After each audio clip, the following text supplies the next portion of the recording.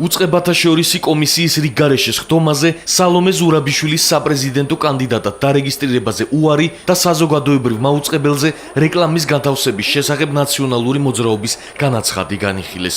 სხდომამ ასევე იმსჯელა იმ 6 პირის განაცხადზე, რომლებსაც მიაჩნიათ, რომ ცესკომად უსამართლოდ მოექცა, როდესაც ორმაგი მოქალაქეობის გამო პრეზიდენტობის კანდიდატად დარეგისტრირებაზე უარი უთხრა. სხდომას არ ესწრებოდა სალომე ზურაბიშვილი, თუმცა ესწრებიან მისი ინტერესების დამცველები. CSKO-ს უკანონობამ უკვე აბსურდულ ხასიათს მიაღწია და თქვენ იცით, რომ დაახლოებით 6 კანდიდატი არის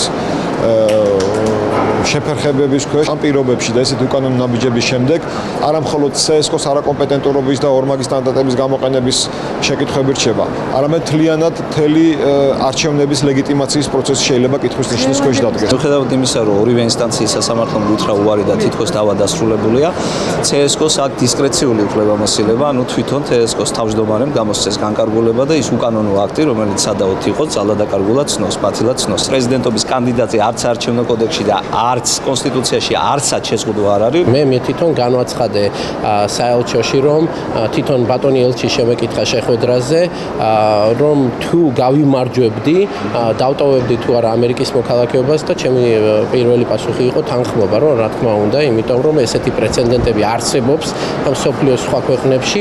მართლ გუნდში განმარტავენ, რომ მსგავსი ტიპის საკითხებს კანონმდებლობა არეგულირებს და მის წინაშე ყველათან ასწორია.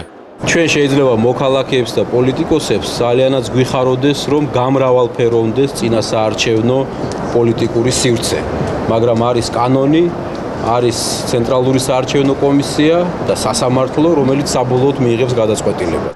სალომე ზურაბიშვილმა პრეზიდენტობის კანდიდატად რეგისტრაციისთვის საჭირო განაცხადით ცენტრალურ საარჩევნო კომისიას უკვე მეორედ გუშინ მიმართა. ამ თემაზე განმარტებები გააკეთა თამარ ჟვანიამ. ქალბატონი სალომეს საკითხთან დაკავშირებით არსებობს სასამართლო გადაწყვეტილებები და მე უბრალოდ მიზანშეწონილად არ მიმაჩნია, რომ ამ შემთხვევაში საარჩევნო ადმინისტრაციამ გააკეთა ამ საკითხზე კომენტარი. რაც შეეხება წერილს, განცხადებას, რომელთაც ქალბატონმა სალომემ მოგმართა, რა თქმა უნდა, აუცილებლად გავცემთ პასუხს.